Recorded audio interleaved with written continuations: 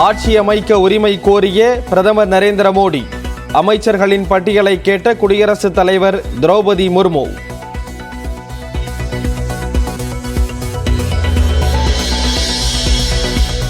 குடியரசுத் தலைவர் மாளிகையில் நாளை இரவு 7:15 மணிக்கு 3வது முறையாக பிரதமராக பதவியேற்கிறார் நரேந்திர மோடி. டெல்லியில் ட்ரோன்கள், பாராகிளைடர்கள் பறக்க தடை விதித்த காவல்துறை. காங்கிரஸ் காரிய கமிட்டி மற்றும் நாடாளுமன்ற குழு இன்று டெல்லியில் கூடுகிறது. எதிர்க்கட்சி தலைவராக ராகுல் காந்தி தேர்வு செய்யப்படலாம் என தகவல்.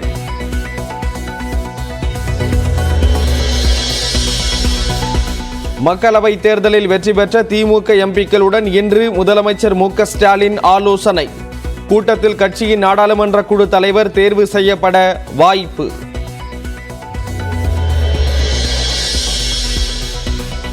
மக்களவை தேர்தலில் அதிமுக தோற்றது ஏன்? சேலத்தில் இன்று கட்சி நிர்வாகிகளுடன் ஆலோசிக்கிறார் எடப்பாடி பழனிசாமி.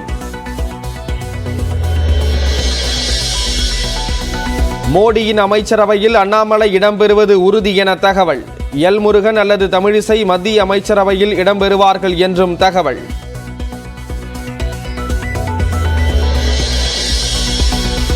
மத்திய அமைச்சர் பதவி கிடைப்பது ஆண்டவன் கையிலும் ஆள்பவர் கையிலும் தான் உள்ளது. டெல்லி செல்லும் முன் விமான நிலையத்தில் தமிழிசை சவுந்தரராஜன் பேட்டி. கட்சி கொடுக்கின்ற அங்கீகாரம் தான் நான் பெரிய அங்கீகாரமாக பார்க்கிறேன். எல்லாமே நான் எப்பொழுதும் சொல்வதை போல ஆண்டவனிடமும் ஆண்டு கொண்டிருப்பவரிடம் விட்டு விடுகிறேன். அவ்வளவுதான். இப்போவே மகிழ்ச்சியா தான் நான் இருக்கிறேன். அதிமுக பாஜக கூட்டணி பற்றி வேலுமணி அனுமானத்தில் பேசியிருக்க கூடும் என ஜெயக்குமார் விளக்கம். பாஜகவுடன் இப்போதும் எப்போதும் கூட்டணி இல்லை என்றும் திட்டவட்டம். எங்களுடைய கட்சி நிலைப்பாடு தெளிவா சொல்லிட்டோம். இப்போதும் இல்லை, எப்போதும் இல்லை. எப்போதும் இல்லைன்னா 2026 சேர்த்து தான் சொன்னோம். அதனால அது ஒரு அனுமானத்தின் அடிப்படையிலான ஒரு இல்ல அதுதான் அது வந்து ஒரு அனுமானத்தின் அடிப்படையில இப்படி இருந்தா அப்படி இருக்கா அப்படி இருந்தா இருக்குன்றா அதுக்கெல்லாம் நான் வந்து பதில் சொல்ல முடியாது. உள்துறை, பாதுகாப்புத்துறை, நிதித்துறை உள்ளிட்ட முக்கிய இலாக்காக்களை தக்க வைத்துக் கொள்ள பாஜக திட்டம். தமிழகத்தில் அண்ணாமலைக்கு பதில் வானதி சீனிவாசன் பாஜக தலைவராக நியமிக்கப்படலாம் என தகவல்.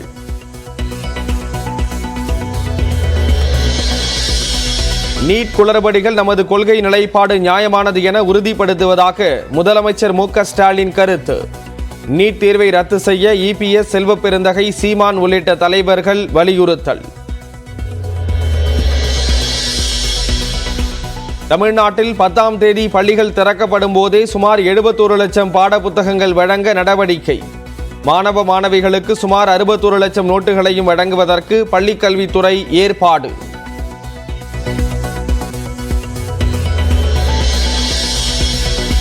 திருவாரூர், கரூர், பெரம்பலூர் மாவட்டங்களில் கனமழை பெய்ததால் மக்கள் மகிழ்ச்சி.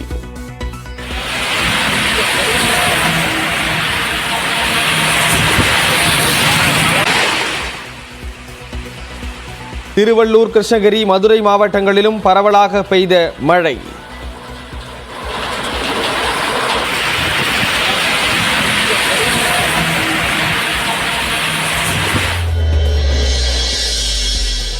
நாங்கள் தோற்கவில்லை, தோற்கவும் மாட்டோம் என பிரதமர் நரேந்திர மோடி உறுதி. 3 தேர்தல்களில் காங்கிரஸ் பெற்றதை விட அதிக இடங்களில் பாஜக வென்றுள்ளதாக பெருமிதம்.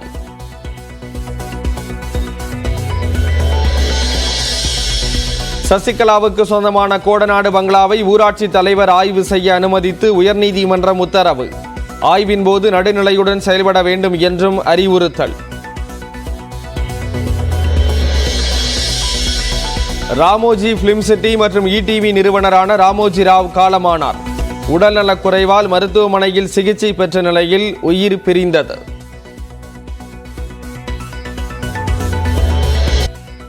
கூட்டணி கட்சிகளின் ஆதரவை தொடர்ந்து குடியரசுத் தலைவர் திரௌபதி முர்முவை பிரதமர் நரேந்திர மோடி சந்தித்து ஆட்சி அமைக்க உரிமை கோரினார். ஆட்சி அமைக்க அவருக்கு குடியரசுத் தலைவர் அழைப்பு விடுத்ததை அடுத்து நாளை இரவு பிரதமர் பதவியேற்பு விழா நடைபெற உள்ளது.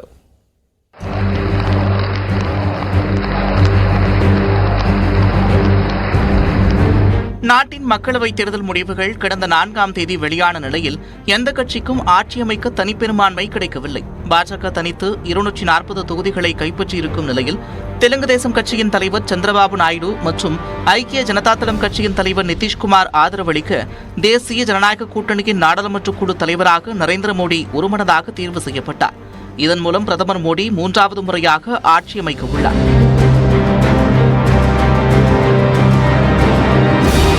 இதனையடுத்து பாஜக மூத்த தலைவரான எல்.கே. அத்வானியை டெல்லியில் உள்ள அவரது இல்லத்தில் பிரதமர் மோடி நேரில் சந்தித்து மகிழ்ச்சியை பகிர்ந்து கொண்டார். தொடர்ந்து பாஜகவின் மற்றொரு மூத்த தலைவரான முரளி மனோகர் ஜோஷியை பிரதமர் மோடி அவரது இல்லத்தில் சந்தித்து வாழ்த்து பெற்றார். பின்னர் குடியரசு முன்னாள் தலைவர் ராம்நாத் கோவிந்தை பிரதமர் மோடி அவரது இல்லத்தில் சந்தித்து மகிழ்ச்சியை வெளிப்படுத்தினார். இதனிடையே பாஜக தேசிய தலைவர் ஜே.பி. நட்டா, அக்கட்சியின் மூத்த தலைவர்கள் மற்றும் தேசிய ஜனநாயக கூட்டணி கட்சி தலைவர்களும் குடியரசுத் தலைவர் திரௌபதி முர்முவை நேரில் சந்தித்தனர். அப்போது தங்கள் கூட்டணியின் நாடாளுமன்ற குழு தலைவராக நரேந்திர மோடி தேர்ந்தெடுக்கப்பட்ட ஆதரவு கடிதத்தை வழங்கினர். அதன் பிறகு குடியரசுத் தலைவர் மாளிகைக்கு சென்ற பிரதமர் நரேந்திர மோடி பெரும்பான்மை உறுப்பினர்களின் ஆதரவு கடிதத்தை குடியரசுத் தலைவரிடம் அளித்து மத்தியில் ஆட்சி அமைக்க உரிமை கோரினார். இதன் தொடர்ச்சியாக ஆட்சி அமைக்க பிரதமர் மோடிக்கு குடியரசுத் தலைவர் திரௌபதி முர்மு அழைப்பு விடுத்தார். தொடர்ந்து நரேந்திர மோடிக்கு குடியரசுத் தலைவர் இனிப்பு ஊட்டி வாழ்த்து தெரிவித்தார். அப்போது மத்திய அமைச்சர்கள் குழுவில் உறுப்பினர்களாக நியமிக்கப்படும் மற்ற நபர்களின் பெயர்களை தெரிவிக்குமாறு மோடியிடம் குடியரசுத் தலைவர் கேட்டுக் கொண்டார். பின்னர் குடியரசுத் தலைவர் மாளிகையில் செய்தியாளர்களிடம் பேசிய பிரதமர் மோடி, நாட்டுக்கு சேவை செய்ய தேசிய ஜனநாயக கூட்டணிக்கு மக்கள் 3வது முறையாக வாய்ப்பளித்திருப்பதாக கூறினார்.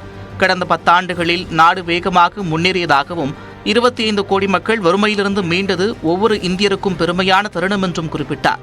कि पिछले 2 टर्म में जिस गति से देश आगे बढ़ा है, समाज के हर क्षेत्र में परिवर्तन साफ साफ नजर आ रहा है. 25 करोड़ लोगों का गरीबी से बाहर आना. பிரதமர் பதவியேற்பு பணிகளை குடியரசுத் தலைவர் மாளிகை மேற்கொள்ளும் என்றும் அதற்குள் தாங்கள் அமைச்சர்கள் பட்டியலை குடியரசுத் தலைவரிடம் ஒப்படைப்போம் என்றும் பிரதமர் மோடி தெரிவித்தார்.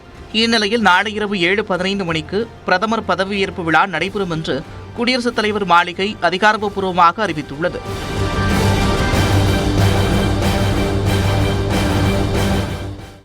டெல்லியில் இன்று நடைபெறும் காங்கிரஸ் நாடாளுமன்ற உறுப்பினர்களின் கூட்டத்தில் ராகுல் காந்தியை எதிர்க்கட்சித் தலைவராக தேர்வு செய்ய வாய்ப்பு இருப்பதாக கூறப்படுகிறது. இந்திய தேசிய காங்கிரசின் இன்றைய நிகழ்ச்சி நிரல் குறித்து காங்கிரஸ் பொதுச் செயலாளர் ஜெயராம் ரமேஷ் தனது எக்ஸ் பக்கத்தில் பதிவிட்டுள்ளார். அதன்படி இன்று காலை 11 மணிக்கு டெல்லியில் காங்கிரஸ் கட்சியின் காரிய கமிட்டியின் ஆலோசனை கூட்டம் நடைபெறும் என்று கூறப்பட்டுள்ளது. அதில் காங்கிரஸ் கட்சியின் தலைவர் மல்லிகார்ஜுனா கார்கே, சோனியா காந்தி, ராகுல் காந்தி, பிரியங்கா காந்தி உள்ளிட்டோர் பங்கேற்பார்கள் என்று எதிர்பார்க்கப்படுகிறது. அதனைத் தொடர்ந்து பிற்பகல் 1 மணி அளவில் செய்தியாளர் சந்திப்பு நடைபெறும் என்று ஜெயராம் ரமேஷ் குறிப்பிட்டுள்ளார். இதனையடுத்து மாலை 5:30 மணிக்கு நாடாளுமன்ற வளாகத்தில் புதிதாக தேர்வு செய்யப்பட்ட மக்களவை எம்பிக்கள் மற்றும் மாநிலங்களவை உறுப்பினர்களின் ஆலோசனை கூட்டம் நடைபெறும் என்று கூறப்பட்டுள்ளது. இதில் அனைத்து எம்பிக்களும் தவறாமல் கலந்து கொள்ள வேண்டும் என்று காங்கிரஸ் கட்சியின் பொதுச் செயலாளர் கே.சி. வேணுகோபால் அறிவுறுத்தியுள்ளார். இந்நிலையில் எதிர்க்கட்சி தலைவராகவும் காங்கிரஸ் கட்சியின் மக்களவை குழு தலைவராகவும் ராகுல் காந்தியை தேர்வு செய்ய வாய்ப்பு இருப்பதாக தகவல் வெளியாகியுள்ளது.